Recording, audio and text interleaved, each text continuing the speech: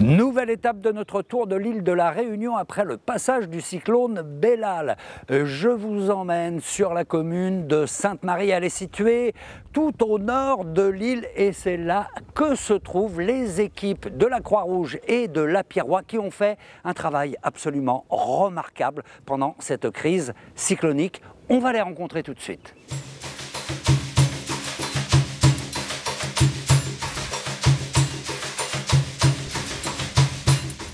Bonjour Jérôme. Bonjour Fred, bonjour, merci d'être là, merci. Comment ça s'est passé ces derniers jours avec le passage du cyclone Bellal? Évidemment, on n'a pas beaucoup dormi, hein.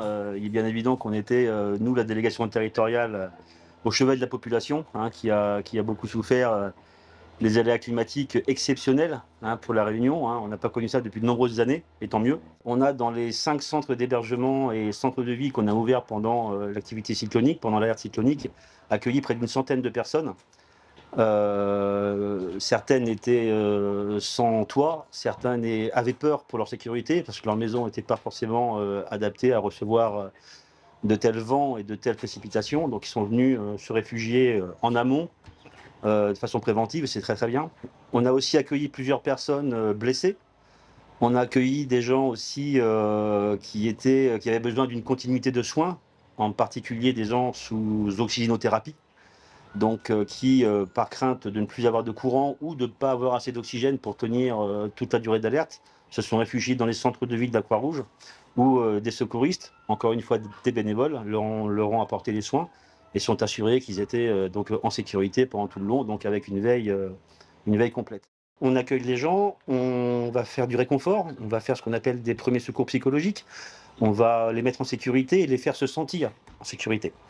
Les gens ont peur. Les gens ont peur. Il y a un traumatisme psychologique. Vous savez, à partir du moment où vous êtes forcé, pour quelque raison que ce soit, de quitter votre cocon, de quitter votre maison dans laquelle vous avez mis tout un affect de sécurité, vous êtes chez vous, vous êtes bien chez vous, et là on vous dit, votre maison finalement ce n'est plus le havre de paix et de sécurité que vous pensiez.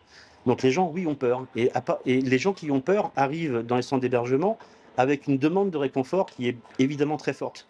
Donc le premier travail, en dehors des gens qui sont blessés physiquement, c'est de les rassurer, de les réconforter et de les faire se sentir bien. Et je trouve ça vraiment bien que les gens aient pris conscience de la dangerosité d'une situation potentielle et qu'ils se soient déplacés avant que leur toit leur tombe sur la tête. Vous savez, la victimologie sur un événement de ce type est directement dépendant du degré de préparation des populations. Il y a des victimes, c'est terrible, on aurait pu en avoir plus, on aurait pu en avoir moins, mais c'est vraiment dépendant du degré de préparation. Mais les gens quand même ont cette culture, ont une culture institutionnelle, les Gramounes, ce qu'on appelle les Gramounes ici, donc les anciens, se souviennent d'événements cycloniques, et donc il y a une grande culture orale aussi, qui permet aussi aux anciens de dire aux jeunes, attention, ça va souffler, préparez-vous, présentez-vous. Peut-être plus qu'en métropole. Voilà. Donc tout ça, la préparation par les professionnels, la culture du risque héritée, on va dire, de nos anciens, fait que les gens ont plutôt, dans l'ensemble, bien réagi à la venue de Bellal. Merci. Avec plaisir. Merci à vous.